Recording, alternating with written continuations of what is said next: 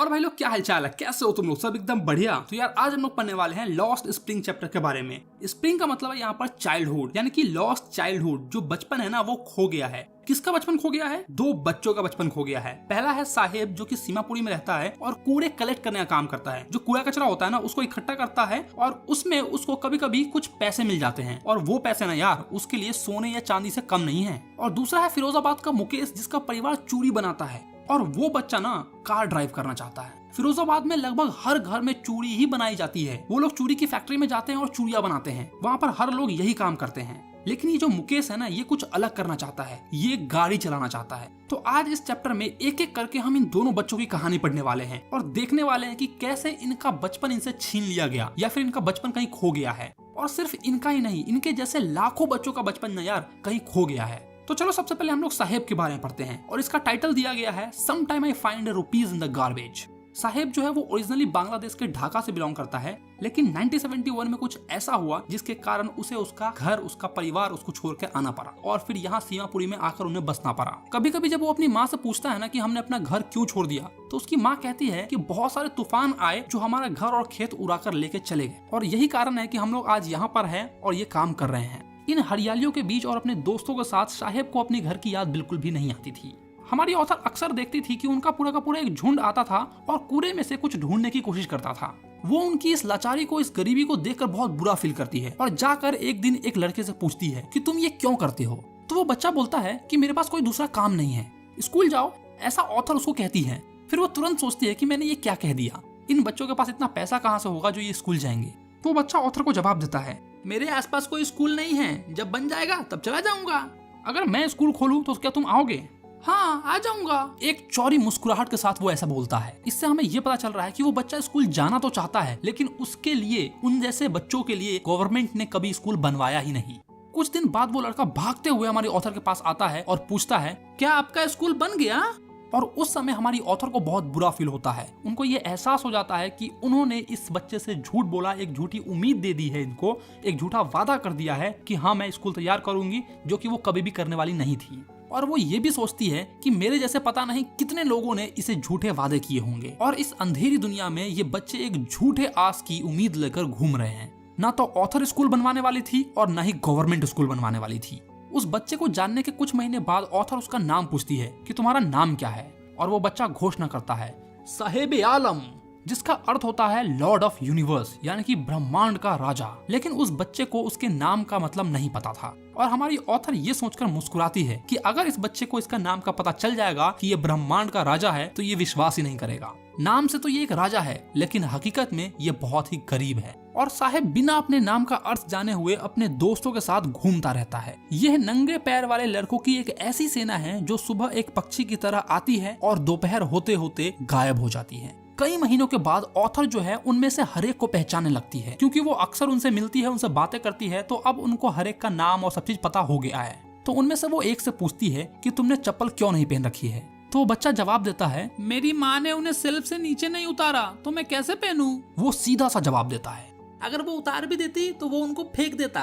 पीछे से एक दूसरा बच्चा बोलता है जिसने दो अलग अलग प्रकार के जूते पहन रखे थे, जिससे ये साफ साफ पता चल रहा है कि उसे कूड़े के ढेर में कहीं वो जूते मिल गए हैं और उसने वो पहन लिए। और जब मैं उस बच्चे की तरफ देखती हूँ तो वो अपने जूते पीछे कर लेता है और कुछ भी नहीं बोलता है। और फिर वहीं खड़ा एक दूसरा बच्चा बोलता है, मुझे जूते चाहिए। एक ऐसा लड़का कहता है जिसे जीवन में कभी भी जूते नहीं मिले। और फिर ऑथर बताती है कि देश के एक कोने से दूसरे कोने जाते हुए उन्होंने काफी सारे नगरों, ग्रामीण मार्गों के बच्चों को नंगे पैर चलते हुए देखा है। और जब भी वो उन बच्चों से पूछती है कि तुम नंगे पैर क्यों चलते हो, तो उनको एक जवाब मिलता है कि ये उनका ट्रेडिशन है। लेकिन ये कोई परंपरा नहीं बल्कि गरीबी है जिसे वो छिपाना चाहते हैं। अब वो गरीब माँ बाप करे तो करे क्या, उनके पास चप्पल खरीदने के पैसे नहीं है, इसलिए वो अपने बच्चे से कहते हैं कि ये उनकी परंपरा है। लेकिन यार हमें और तुम्हें पता है कि ये कोई परंपरा नहीं बल्कि गरीबी है जो वो अपने बच्चों को नहीं बता सकते हैं। वो जाकर अपने बच्चों से ये थोड़ा कह सकते हैं कि बेटा हमारे पास इतने पैसे भी नहीं है कि हम तुम्हारे लिए चप्पल ले सके।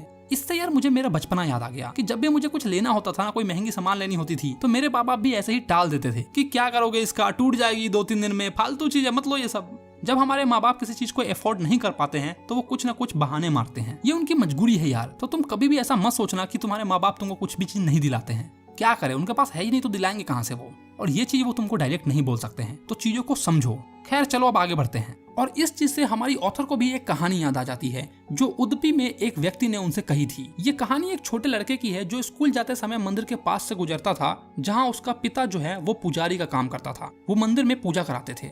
वो बच्चा कुछ देर के लिए मंदिर के पास रुककर जूते के एक जोड़ी के लिए प्रार्थना करता था कि हे भगवान मुझे एक जूता दिला दे।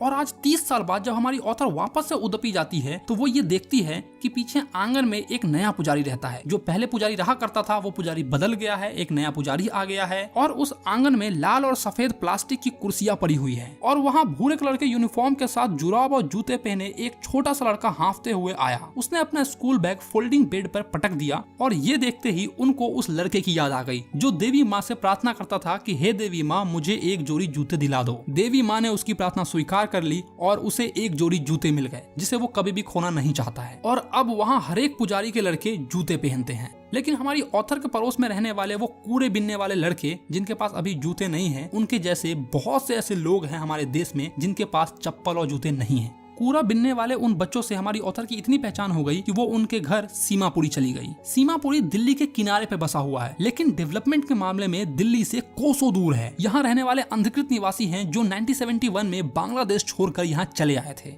साहेब का परिवार उनमें से एक था। 1971 में सीमापुरी एक वीरान स्थान था, अभी भी है लेकिन अब खाली नहीं है। यहाँ 10,000 कूड़ा बिनने वाले बिना सीवेज, बिना नाले और बिना पानी के कनेक्शन के एक मिट्टी के ढांचे में टीन और टायर से बने हुए घरों में रहते हैं। इन लोगों के लिए ये टीन और टायर से बना हुआ छत ही इनके लिए घर है। ये लोग बिना पहचान के यहाँ रहते हैं। ये लोग पिछले 30 से अधिक सालों से यहीं पर ऐसे ही रह रहे हैं। इनके पास न तो परमिट है और न ही कुछ, लेकिन इनके पास राशन कार्ड है जिनसे इन्हें अनाज मिल जाता है और नेताओं को वोट मिल जाता है। जिंदा रहने के लिए पहचान से अधिक भोजन की जरूरत होती है।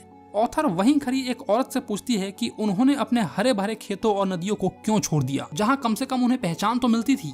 वहाँ उन लोगों का पहचान था, उनका घर था, तो वो लोग वहाँ से यहाँ क्यों चली आई, ऐसा ऑथर पूछती है उस औरत से जिसने फटी हुई साड़ी पहन रखी थी। तो वो औरत बोलती है, ए मेम साहेब, जिंदा रहे के लिए ना पहचान ना चाहिए, भोजन होए के चाहिए, समझ लू। यानी कि वो ये कहती है कि जिंदा रहने के लिए पहचान से ज्यादा जरूरी भोजन होता है। अगर दिन ढलने से पहले वो अपने परिवार को खाना दे सकते हैं और बिना पेट दर्द किए हुए सो सकते हैं तो उनके लिए वही बहुत बड़ी बात है। वो उन खेतों का क्या करती जिसमें कुछ अनाज ही नहीं उगते हैं। इसीलिए वो लोग अपना खेत वगैरह छोड़कर, सब चीज छोड़कर यहाँ सीमापुरी में आकर बस गए। जहाँ भी उन्हें भोजन मिलता है वो अपना टेंट वहीं गाड़ लेते हैं और वही उनका टेम्पररी घर बन जाता है। उनके बच्चे उसी घर में बड़े होते हैं और अपने जीवन की हिस्सेदारी में भाग लेते हैं। और सीमापुरी के जीवन का मतलब है कूड़ा बिनना। वर्षों बीतने के साथ इसने एक सुंदर कला का रूप ले लिया है। कूड़ा उनके लिए सोना है, उनकी रोजी रोटी है, उनके सिर के ऊपर की छत है, फिर चाहे उसमें से पानी ही क्यों न टपकता हो, लेकिन ये चीज भी उनके लिए बहुत बड़ी कामयाबी है। एक बालक के लिए ये बहुत अधिक है। कभी कभी मुझे 1 रुपया मिल जाता है, 10 का नोट भी, ऐसा साहेब कहता है हमारी ऑथर से। साहेब की आंखों में एक चमक थी। जब वो ये बोल रहा था ना कि कभी कभी उसे 1 रुपए मिल जाते हैं, कभी कभी 10 का नोट भी मिल जाता है, तो वो एकदम खुश था। अगर तुम्हें भी उस कूड़े में सोना या चांदी मिले तो क्या तुम और ढूंढने की कोशिश नहीं करोगे? बिल्कुल करोगे, क्योंकि और पाने की एक आस लगी रहती है। ऐसा लगता है कि बच्चों के लिए कूड़े का मतलब वो नहीं जो उनके माता पिताओं के लिए है।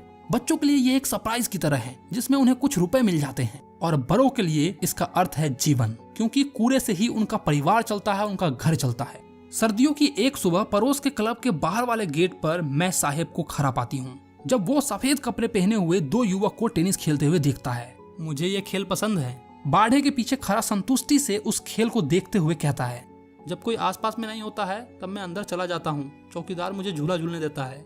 वो इस बात को स्वीकार करता है। साहेब ने भी टेनिस के शूज पहन रखे थे जो उसके रंग उड़े निक्कर और कमीज के साथ बिल्कुल अजीब लग रहा था। ये किसी ने मुझे दिए थे। वो जूते के बारे में बोल रहा है कि जूते उसे किसी ने दिए हैं, इसीलिए ये नए हैं।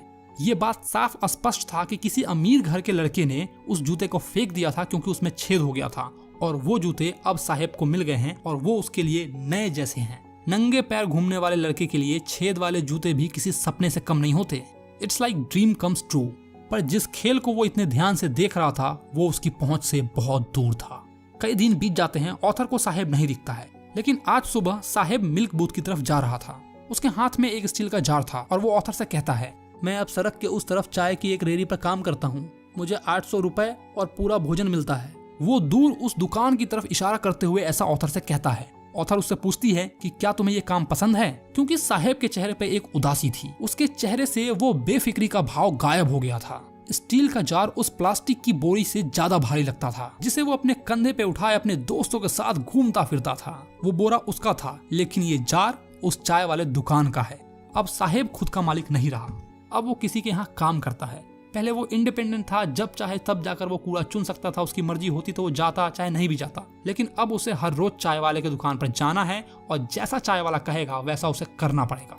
ऑथर हमें चाइल्ड लेबर के बारे में बताना चाह रही है कि किस तरह साहेब का बचपना उससे खो गया और उसके हाथ में अब चाय की जार है, एक जिम्मेदारी है जिसे उसे करना ही पड़ेगा। पहले कहीं न कहीं वो अपने नाम की तरह एक राजा ही था। उसे जब मन करता था तब वो जाता था, जो मन करता था वो करता था। लेकिन अब वो यह राजा नहीं रह गया, वो एक नौकर बन गया है, एक चाइल्ड लेबर बन गया है। ये थी यह साहेब की कहानी, जो दिल्ली के किनारे बसे सीमापुरी में रहता है। सीमापुरी एक ऐसी जगह है जो दिल्ली में तो आता है, लेकिन दिल्ली की डेवलपमेंट से कोसों दूर है। तो चलो अब हम लोग फिरोजाबाद में रहने वाले मुकेश की कहानी देखते हैं, जिसके टाइटल का नाम है I want to drive car. जहां फिरोजाबाद की गलियों में हर एक इंसान चूड़ी बनाने का काम करता है, वहीं मुकेश ने अपना मालिक बनने का खुद ठान लिया था।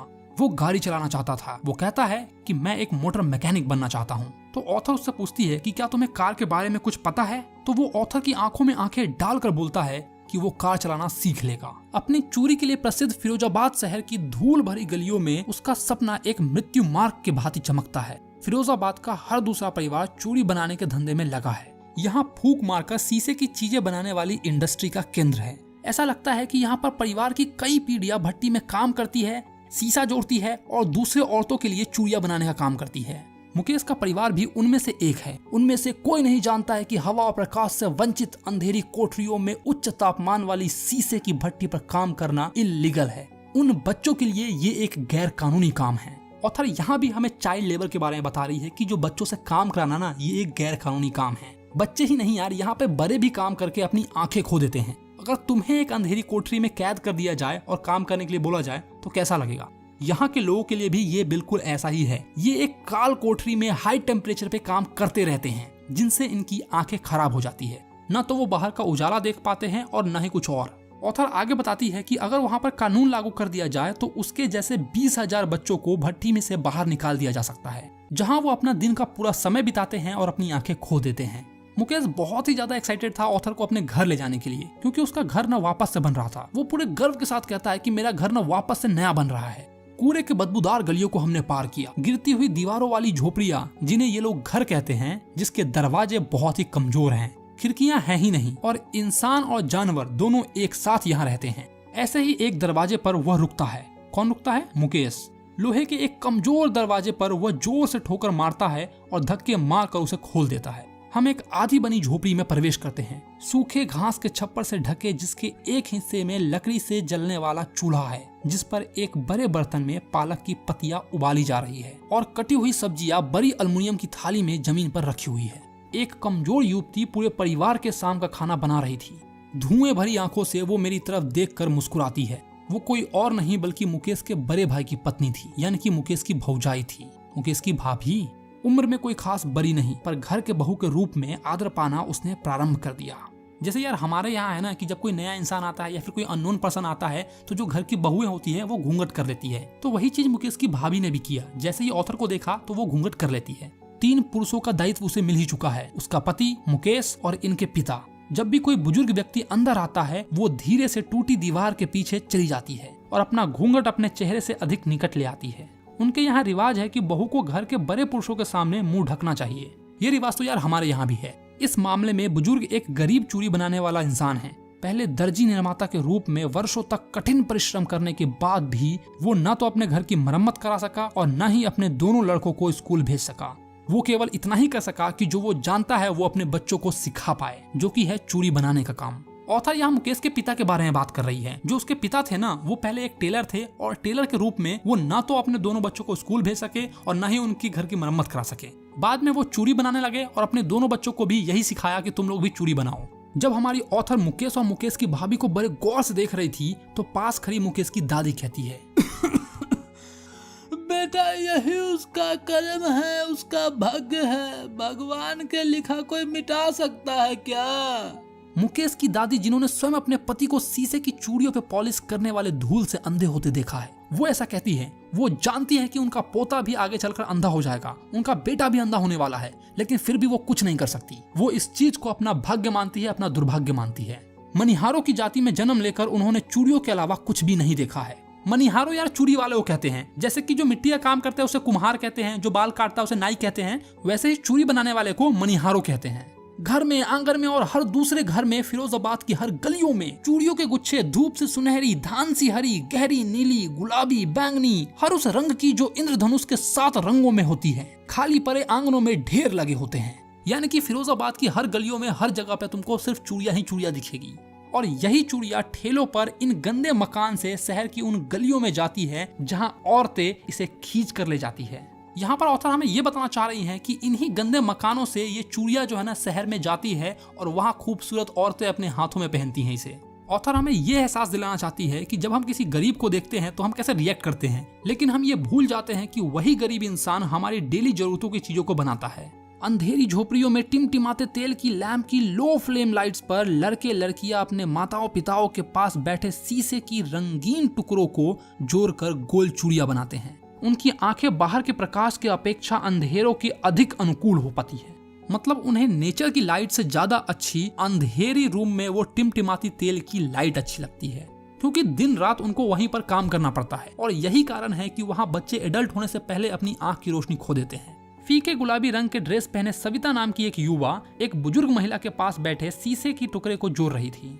किसी मशीन के चिमटे की तरह उसके हाथ फटाफट चल रहे थे और ऑथर उसे देखकर ये सोचने लगती है कि जिस चूड़ी को ये बना रही है क्या वो उसकी पवित्रता को जानती है। जिन्हें बनाने में वो सहायता कर रही है, यह एक भारतीय महिला का सुहाग का प्रतीक है और विवाह में पवित्र माना जाता है। और इस चीज का पता उसे अचानक ही एक दिन लगेगा जब उसके सिर पर लाल दुपट्टा होगा, उसके हाथ लाल मेहंदी से रंगे होंगे और लाल चूड़ियां उनके हाथों की कलाई में चढ़ा दी जाएगी। तब वो दुल्हन बन जाएगी और उस दिन उसे इस चूड़ी का महत्व पता चलेगा, बिल्कुल अपने पास बैठी उस बुजुर्ग महिला की तरह जो काफी समय पहले ही दुल्हन बन गई है।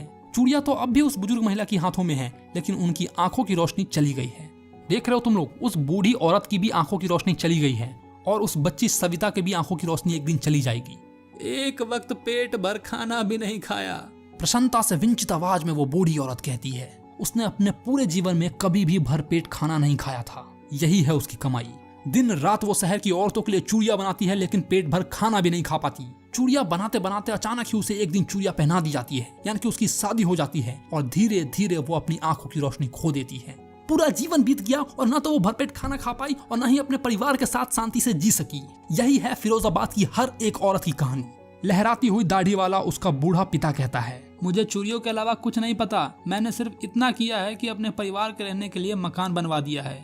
उनकी बात सुनकर ऐसा लगता है कि उन्होंने कुछ ऐसा पा लिया है जो बहुत से लोग अपने जीवन में नहीं पा सके हैं। अभी भी बहुत से लोगों के लिए वो सपना ही है। उसके सिर के ऊपर छत है, जो भारत में बहुत से गरीब लोगों के पास नहीं है। चूड़ी के धंधे चलाने के अलावा कोई और काम के लिए उनके पास पैसे नहीं है। पेट भर भोजन न होने के रोने की हर घर में आवाज सुनाई देती है। नए युवक भी अपने बड़ों के रोने को दोहराते हैं। लगता है कि फिरोजाबाद में समय के साथ कुछ नहीं बदला है। यहाँ पर इन लोगों की गरीबी दिखाई दे रही है। पहले तो खाने के लिए कुछ नहीं था, अभी भी कुछ खाने के लिए नहीं है। मतलब आज से बहुत साल पहले उनके दादा दादी भूखे सोते थे, भूखे रोते थे, और अभी के जो नए युवक हैं वो भी भूखे रोते हैं। उनके पास भी भरपेट खाने के लिए कुछ नहीं है। ये है यार फिरोजाबाद की कहानी। ऑथर वहाँ के जो यंग लोग हैं ना, उनसे कहती है कि आप लोग मिलकर कोई संगठन क्यों नहीं बनाते हैं, जिससे आप दलालों के चक्कर में ना पड़े और शहर में जाकर खुद ही चूड़ियां बेचे, जिससे आपको ज्यादा प्रॉफिट होगा और आप अच्छा कमा सकेंगे। तो वो लोग बताते हैं कि अगर हम लोग संगठित भी हो जाते हैं, यानी कि एक साथ भी आ जाते हैं, तो पुलिस हमें ही पकड़ेगी, पीटेगी और किसी गैर कानूनी काम में हमें फंसा देगी।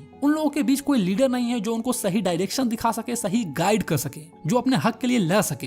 कोई ऐसा नहीं है जो उन्हें चीजों को अलग ढंग से सोचने में मदद कर सके। उनके पिता भी उन्हीं की तरह थके हुए हैं, हारे हुए हैं, पुलिस से डरते हैं, नेताओं से डरते हैं कि वो उनको किसी चीज में फंसाकर जेल में न भेज दे। जो दलाल है वो उनको धमकी देते हैं, आगे नहीं बढ़ने देते हैं।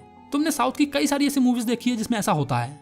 वो लोग क्वाइल के अतिरिक्त एक ऐसी बात करते जाते हैं जो गरीबी से, घृणा से, लालच से और लालच से अन्य किसी और ले जाती है। उनकी बातों से मुझे दो भिन्न संसार दिखाई देते हैं। एक परिवार का जो गरीबी में फंसा हुआ है, अपने जन्म की जाति की कलंक से दबा हुआ है, और दूसरा साहूकारों का, दलालों का, सिपाहियों का, कानून के रखवालों और सरकारी अफसरों का, नेताओं का। जो इनकी कमाई के मजे लूट रहे हैं। इन सब ने मिलकर बच्चों के ऊपर वो बोझ डाल दिया है जिन्हें वो कभी भी उतार नहीं सकते हैं। कुछ चेतना जगाने से पहले ही अपने पिता की भांति इस चीज को स्वीकार कर लेते हैं कि यही हमारी जिंदगी है। इस जात में पैदा होने का मतलब ही है कि सिर्फ चूड़िया ही बनाओ और ऐसे ही मर जाओ। कुछ और करने का मतलब है हिम्मत, वो साहस जो वो कभी जुटा ही नहीं पा रहे हैं। जब मैं मुकेश के अंदर इसकी एक चिंगारी देखती हूँ तो मैं बहुत ही खुश हो जाती हूँ। जहाँ हर लोग अपनी गरीबी को, अपनी मजबूरी को स्वीकार कर लिए हैं, वहीं मुकेश जो है ना वो कुछ डिफरेंट सोच रहा है। वो सोच रहा है कि वो गाड़ी चलाएगा। मुकेश एक चाइल्ड लेबर ही है, काम कर रहा है, लेकिन वहाँ के बच्चों से कुछ अलग सोच रहा है, कुछ डिफरेंट करना चाहता है, अपने सपनों को पूरा करना चाहता है। मैं एक मोटर मैकेनिक बनना चाहता हूँ, वो इस बात को दोहराता है। वो गैरेज में जाएगा और सीखेगा, पर गैरेज तो उसके घर से बहुत दूर है। मैं पैदल चला जाऊंगा, वो जिद करता है। क्या तुम जहाज उड़ाने का भी सपना रखते हो? ऑथर उससे पूछती है, लेकिन वो कोई भी जवाब नहीं देता है। वो एकदम चुप हो जाता है। धरती की ओर देखते हुए वो धीरे से बुदबुदाता है, नहीं, वो उन कारों के सपनों से संतुष्ट हैं जिन्हें वो अपने शहर की गलियों में चलता हुआ भागता हुआ देखता है। क्योंकि फिरोजाबाद के ऊपर से जहाज बहुत कम उड़ते हैं। अगर फिरोजाबाद के ऊपर से जहाज उड़ते तो शायद मुकेश जैसा कोई और होता जो जहाज उड़ाने का भी सपना देखता। बस यार, यहीं पर तुम्हारा ये चैप्टर है ना, ये खत्म हो जाता है। हमने दो लड़कों की कहानी देखी, साहेब की और मुकेश की। साहेब एक ऐसा बंदा था जो अपनी लाइफ का राजा था। वो कूड़ा इकट्ठा करता था और अपने मन का मालिक था, लेकिन बेचारे को एक दिन जिम्मेदारी दे जाती है और उसके हाथ में चाय का जार थमा दिया जाता है। तभी से उसका बचपना छिन जाता है। वहीं दूसरी ओर मुकेश, जो चूड़ी फैक्ट्री में काम तो करता है, लेकिन उसका सपना है कि वो गाड़ी चलाना सीखे, वो कार ड्राइव करे। मुकेश अपने सपने को नहीं छोड़ता है। वो जिद करता है कि भले ही गैरेज मेरे घर से कितना भी दूर हो, मैं पैदल चला जाऊंगा। और ये हिम्मत, ये साहस फिरोजाबाद की गलियों में एक उम्मीद की तरह जगती है, जिससे हमारी ऑथर बहुत ही खुश हो जाती है। देखो यार, गरीबी हमारे देश में है और आज भी लाखों ऐसे बच्चे हैं जो ना तो स्कूल जाते हैं और ना ही चप्पल पहनते हैं। उन्हीं में से हमें मुकेश जैसा बनना होगा। हमें एक सपना देखना होगा, एक उम्मीद रखनी होगी और उस पर काम करना पड़ेगा। अलग सोचोगे, अलग करोगे, तभी भेड़ चाल से बचोगे, वरना जैसी जिंदगी तुम्हारे परिवार ने काटी है वैसे ही काटते रह जाओगे। अगर तुम एक मिडिल क्लास, एक गरीब हो तो उसी गरीबी में दबे रह जाओगे। अगर उससे ऊपर उठना है तो कुछ करो, कुछ आगे बढ़ने के लिए करो। मैंने भी तुम लोगों के लिए कुछ सोचा है। मैं एक ऐप लाना चाह रहा हूँ, अपने वेबसाइट को रीडिजाइन करना चाह रहा हूँ, जिससे तुम MCQ टेस्ट दे सको और इस चैप्टर को और अच्छे से समझ पाओ। खैर, अगर तुम्हें ये चैप्टर अभी समझ में आ गया है तो वीडियो को लाइक करो, और अगर कुछ चीजें नहीं समझ में आई है तो नीचे कमेंट करके मुझसे पूछो कि हाँ भाई, मुझे ये चीज समझ में नहीं आई है। अपने भाई के साथ जुड़ने के लिए इस चैनल को सब्सक्राइब करो और मुझे इंस्टाग्राम पे जरूर फॉलो करो। चलो, तो मैं मिलता हूँ तुम्हें नेक्स्ट वीडियो में। Bye bye.